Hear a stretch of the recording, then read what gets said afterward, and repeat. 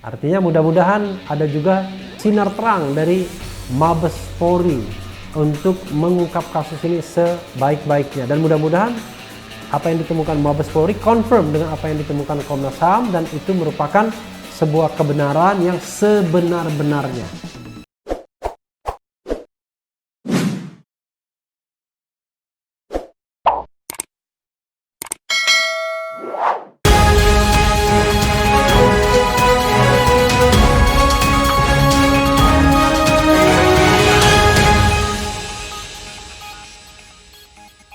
Assalamualaikum warahmatullahi wabarakatuh, Sobat Era sekalian. Jumpa lagi kita di channel yang keren ini, Keren Cerdas. Masih breaking news mengenai tertembaknya, ditembaknya, dibunuhnya, terbunuhnya, dibantainya, pembantaian 6 Laskar Front Pembela Islam FPI.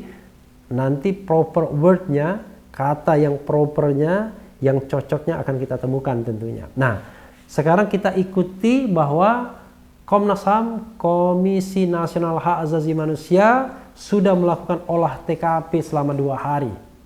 Mudah-mudahan doa kita Komnas HAM betul-betul menjadi lembaga yang independen dan kredibel.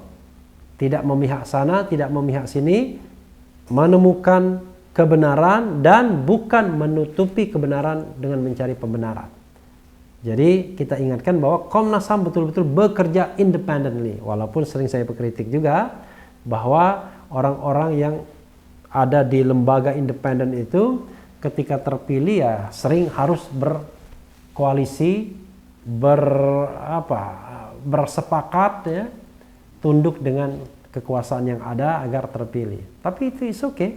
Yang penting sekarang setelah disumpah, dilantik sebagai anggota Komnas HAM harus bekerja selurus-lurusnya dan sejujur-jujurnya. Kita bacakan dari CNN Indonesia. Jakarta, CNN Indonesia.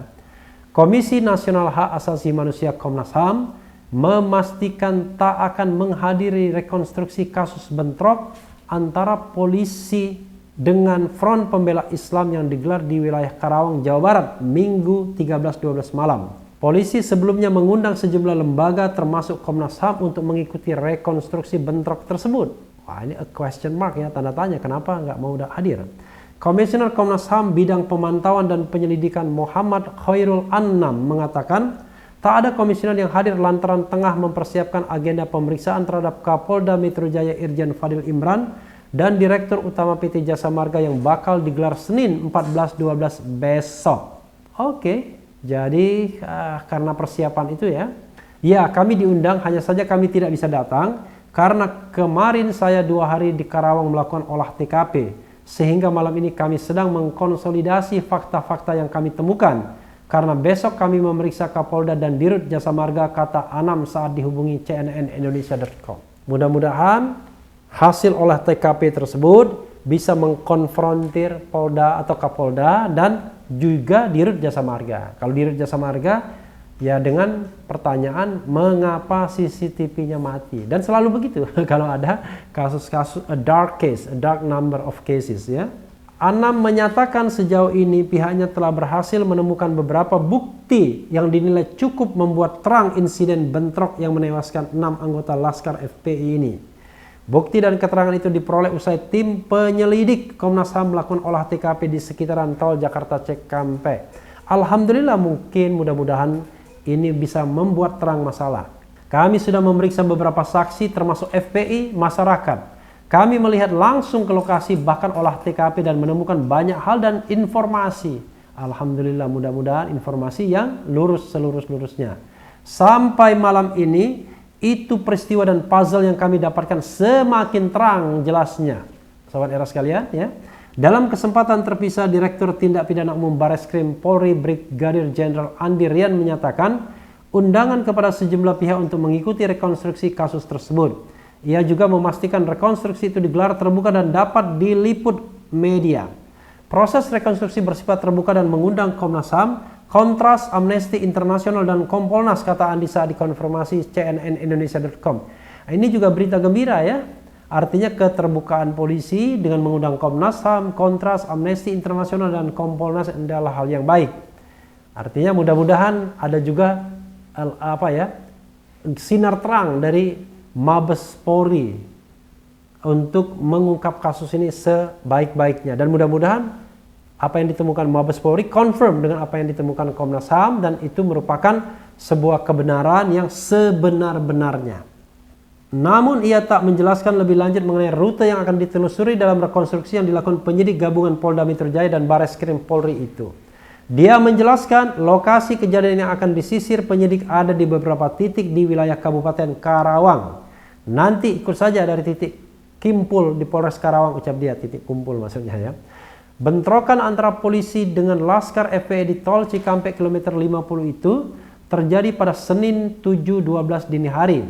Dalam insiden tersebut 6 anggota FPI tewas ditembak aparat kepolisian.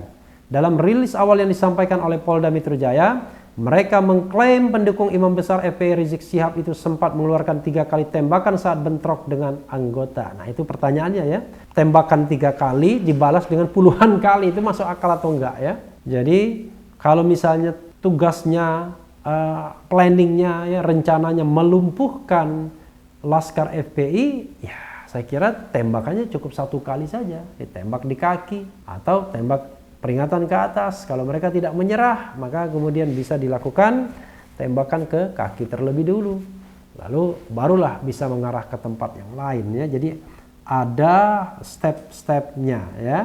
Namun keterangan itu berbeda dari apa yang disampaikan FPI. Sekretaris Umum FPI Munarman menyatakan kepolisian telah melakukan fitnah terkait kepemilikan senjata api tersebut. FPI menyebut anggotanya diserang terlebih dulu oleh orang tak dikenal. Presiden Joko Widodo sebelumnya juga sempat menyinggung soal keterlibatan Komnas HAM dalam kasus tersebut. Ya, dalam video sebelumnya ya, yang kita sudah buat juga, Jokowi memberikan keleluasaan kepada warga untuk mengadu kepada lembaga independen seperti Komnas HAM terkait peristiwa tewasnya 4 orang warga Sigi maupun penembakan 6 anggota Laskar FPI. Warga Sigi, warga sipil mungkin maksudnya. Ya, sobat era sekalian, mudah-mudahan kita berharap bahwa Bareskrim Mabes Polri ya itu bisa melakukan rekonstruksi yang sebaik-baiknya ya.